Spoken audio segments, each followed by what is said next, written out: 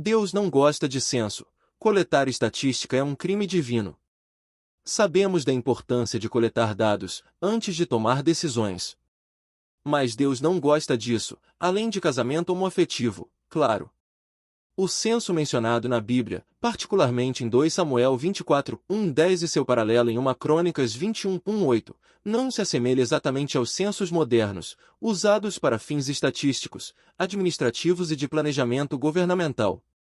Naquele contexto, o censo era uma contagem da população masculina, geralmente voltada para a organização militar ou tributária. Contudo, a realização desse censo por Davi é retratada como um pecado grave, o que levanta várias questões sobre seu propósito e as razões da punição divina. Como era o censo na Bíblia? Propósito militar: o censo servia principalmente para avaliar a força militar disponível, contando homens aptos para a guerra, geralmente acima de 20 anos. Era uma ferramenta de poder político e estratégico. Razões tributárias: também podia ser usado para calcular tributos, especialmente para grandes projetos como o templo ou campanhas militares. Aspecto religioso: o censo tinha conotações espirituais. De acordo com a tradição judaica, a contagem do povo deveria ser feita com extremo cuidado, pois cada pessoa era considerada pertencente a Deus, e contabilizá-las diretamente podia ser visto como uma tentativa de possuir ou controlar algo que era divino. Por que o censo de Davi foi considerado pecado? Motivações orgulhosas: a Bíblia sugere que o censo foi motivado pelo orgulho de Davi ou por sua falta de confiança em Deus.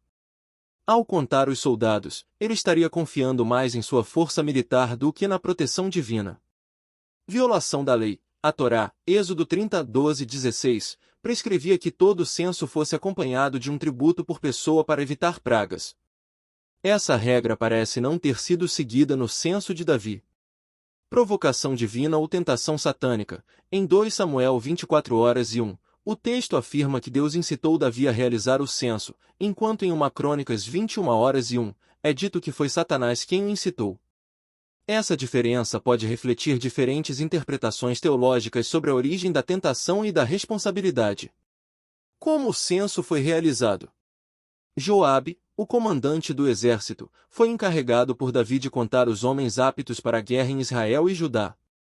Ele hesitou, alertando Davi sobre o pecado que isso poderia representar, mas cumpriu a ordem, embora relutantemente.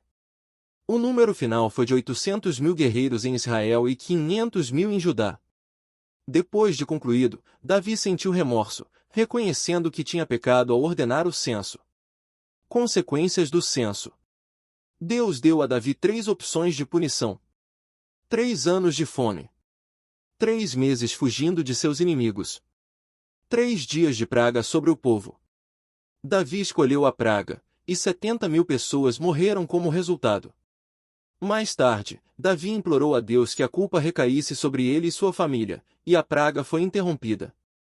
Comparação com os censos modernos. Propósito: enquanto o censo de Davi tinha objetivos militares ou fiscais, os censos modernos são ferramentas administrativas que visam coletar dados demográficos para planejamento social, econômico e político. Legitimidade: nos tempos bíblicos, um censo não autorizado ou mal conduzido podia ser visto como uma afronta à soberania divina. Hoje, o censo é amplamente aceito como uma prática neutra e necessária para a gestão pública. Conotação espiritual: os censos modernos não carregam o peso espiritual ou teológico que os censos bíblicos tinham. Reflexões sobre o episódio. O episódio do censo de Davi é intrigante, pois expõe tensões teológicas e narrativas. Se Deus é onisciente e sabia que Davi cometeria esse erro, por que incitá-lo, ou permitir que Satanás o fizesse? A punição, uma praga que matou milhares de inocentes, parece desproporcional, especialmente porque foi Davi quem ordenou o censo. A história pode refletir um esforço posterior para explicar uma calamidade histórica, como uma praga, com base em uma narrativa moral e teológica. Essa abordagem revela mais uma vez como as histórias bíblicas podem ser interpretadas como tentativas humanas de explicar eventos a partir de uma perspectiva reversa, atribuindo significado divino a acontecimentos trágicos.